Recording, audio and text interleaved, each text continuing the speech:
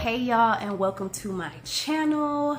If you are new, welcome. If you are returning, thank you y'all. I appreciate you, all 72 of y'all.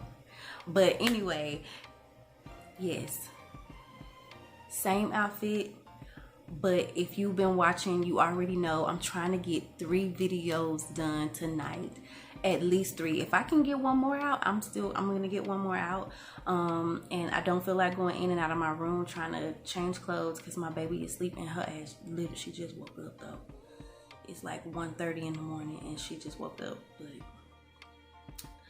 husband just went to go put her back to sleep. But anyway, by the title of this video, this one is a little bit more fun. It's a little bit more light than the last topic.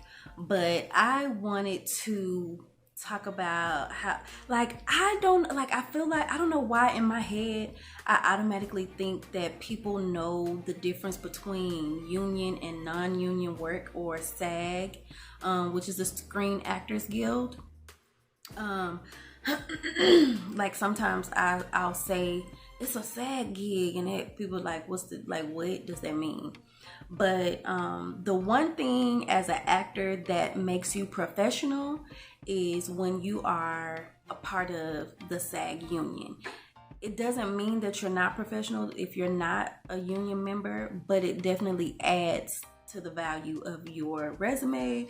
And depending on what state you live in, it's very important to become SAG eventually. So the union is the Screen Actors Guild. It is a union for actors. Let me not even try to speak on something that I don't know nothing about. I just know it's for the actors. And the pay rate is different. So even as a background actor, if you're SAG, this is only in a state where it matters. The rate is different. I don't know really how it works when you're SAG here in Atlanta doing background work, but I do know, I don't think they pay SAG rates for, I don't know how that works because I have not done background work here in Atlanta. But I know in LA, if you are SAG and you work background, your rate is different than a non-union background actor. And that could range. And then your food options are different. There is a table where the union people eat, like the principal actors eat from a certain table. And the background actors eat from a different area. The treatment is different. You can, there's just different things that happen when you're SAG versus not SAG. So one of the great things that this video wasn't even supposed to be about me explaining what SAG is and what it ain't and all that kind of stuff and the differences, because I'm not an expert. I'm not an expert, and I don't want nobody to be like, she's wrong, she don't know what she's talking about, because I very well could be wrong and I very well could not be knowing what I'm talking about. But as for me, the point of this video was for me to explain how I became a SAG must join after all that rambling. So I became a SAG must join because I'd already done, so the way that you can become SAG is a few different ways. You can do 3 SAG projects, and after you've worked 3 SAG projects, you're automatically considered a professional in the industry, because it just shows the industry that you've been on a professional set, and you've been trusted on a professional set as an actor. So that's if you do it 3 times, do 3 union jobs. After that 3rd one, you are now a SAG must join. Or, I think it's either the 3rd one or the 4th one, one of the other. You're SAG eligible at that point. And then, or you can be Taft-Hartley. So that means you can be a part of someone's independent project or some type of project that is signed, that's like under a SAG, some type of SAG contract or document or paperwork. I'm not really sure how that works, but I do know that that particular production can Taft-Hartley you, so they can fill out some type of paperwork that says that you've worked on this project as a some type of role, and you get this document called a Taft-Hartley. So you are automatically at that point Taft-Hartley into SAG. So you have your SAG eligibility that way. If I am wrong, somebody please correct me. But I believe that's how that works. So I did have a Taft-Hartley at one point, but I don't think that's what made me a SAG must join, because I didn't get a letter from SAG until after this one project. So I know for a fact that I already had 2 SAG vouchers from doing background work, because I did do a background job for like a month to, I think I did it like for 3 months straight. So I had built a rapport with the PAs and they loved me. And eventually they ended up, like, if they had like extra SAG vouchers, because every project has to have a certain amount of SAG actors on the set. So if somebody doesn't show up and they got extra SAG vouchers, then they select some people and create those and add you on those vouchers. So a couple times that happened to me on that set, and I'm forever grateful to the beautiful people, the PAs that were there, that worked with me, and that was a great experience.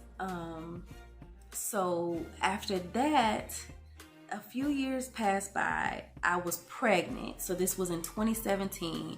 I just found out that I was pregnant, and I had, like, right when I found out I was pregnant, a whole situation happened where I had lost my job that February, and then March or April, it had to be like April or May, because I was really bloated all the time at that point, and I was irritable. I did not want to do this job, but I needed to bring in money some type of way, and that was my way that I knew to bring in some extra money, was to just do background work. And I lived in the area. Even though we had one car, it was easy to get around, like, because it's always something filming in the LA area. So I did this background job.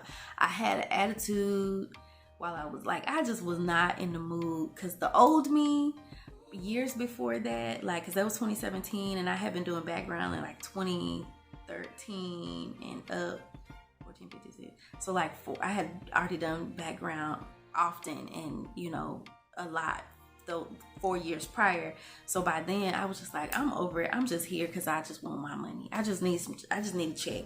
I ain't trying to network with nobody. A lot of people do background work to like talk and network and chit chat, and because a lot of the time as you're doing background work is a lot of sitting and talking and eating snacks off of the crafty table. But that day I just did not care. I didn't want to be around nobody, no nothing. But we get placed on set. It's time to shoot, and now they're placing you.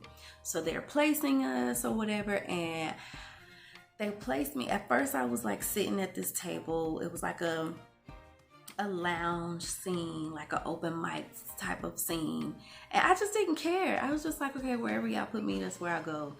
And they really like that. They like when people aren't like too talkative or too like in their faces, because they're just trying to get a job done. And at that point I was just trying to get a job done too, my check. So they had put me somewhere else where I was now in view of the camera. I still, at this point, I did not care that the camera was on me. Like, I just didn't care. So the director, she was the director, writer, creator, and the lead of that show. I think I was being too loud. I feel like she's lead. Y'all thought I was being loud. Anyway, so the writer, director, the lead of the show comes up to me. I cannot remember her name for the life of me, but I know the show was on FX, and the name of the show is it Better Days? It is, babe? Oh, Better Things. Child, I'm thinking of Leandria Johnson. So it's called Better Things. It's a show on FX, or was on FX. I don't know if it's still on, but I did background work on it. And she came up to me, and she couldn't technically say what she wanted to say to me, because I guess there's SAG laws or rules that directors cannot say certain things to background actors, because that technically makes them you can't direct them, something like that. She was like, I can't, like whatever it was she was trying to say, she can't really say. So she was trying to follow rules. And she just looked at me. She was like, I think I know what you're doing. And I was like, I really wasn't doing anything other than, what I know to do when, like, if I'm doing background work, whether it's background or principal work, I'm still going to do my job, which is respond and react non-verbally to what's happening in the scene.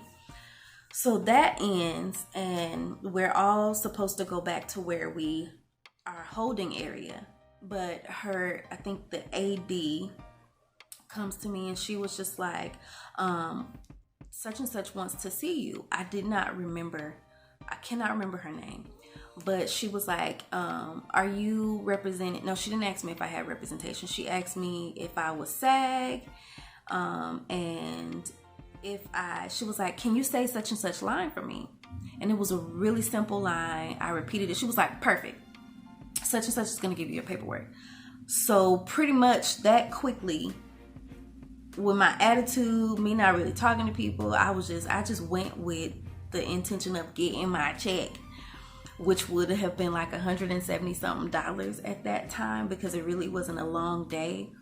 But yeah, I said the line. We did a whole scene with the camera just on me and the main character for that day.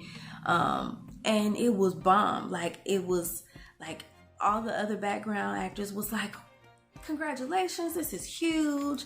And I was still like, kind of like, I at that point I didn't really have an attitude, but I was just like, thanks, this is kind of awkward, it's weird, but I was holding on to my stomach a lot, because I was like saying thank you to my baby. At the time I didn't know what I was having. I was just like, thank you, baby, because there had to have been like a glow on me that I felt like, because 2017 was my most prosperous year so far as an actor. I booked a lot of work that year because I was pregnant. Yeah, so that project made me a SAG must join, because I think at that point that had been my 4th SAG project that I had worked, and I was excited to be a SAG must join. But then once I learned what comes with being a must join, I was not that excited, because that meant that you are now a must join. You must join SAG in order to work anything else under the SAG title. Like, I cannot work a union gig in a union state or anywhere where it's not a right to work state. So in Georgia I can, but in LA I gotta pay my dues to the SAG union in order for me to work any other SAG project. But it was still a great experience. It was like, I was mind blown. I think I was on a high for a long time after that, because I just could not believe that I went from being a background actor that day to having a line. And they even told me, like, go get your stuff out of holding and you can come over here. Like, they moved me from holding with the background actors to the principal area. I no longer ate off of the crafty table that was set aside for background. I'm now able to eat off of the crafty table for the principal actors, because I have now signed a SAG document. So yeah, if there's any missing holes, any pieces, anything else you want me to add to that, let me know. If I said something that was incorrect or you're not really sure, you can always Google. Yeah, because I might go Google too, because I'm not really sure. I feel like it's the 4th SAG project that I did that made me a must join. I think the 3rd project makes you SAG eligible, but the 4th project makes you a must join. At that point, if you've still not paid your SAG dues, I could still be wrong. Fact check me, but I believe that's how it goes. Either the 3rd or the 4th. Either way, after that 3rd or 4th project in LA as working SAG, you're gonna have to join if you want to do more SAG work. But anyway, if there's more that you want to know, any other opportunities, or not opportunities, but experiences that I've had that you want to know more about, let me know in the comments. Share, like, subscribe. Yeah, send me good energy. I'm sending you good energy. Y'all be kind to each other. This world is kind of, it's just be kind. It's not that hard. All right, y'all. I think I got time to at least do one more video before I go lay down. Thank you for watching.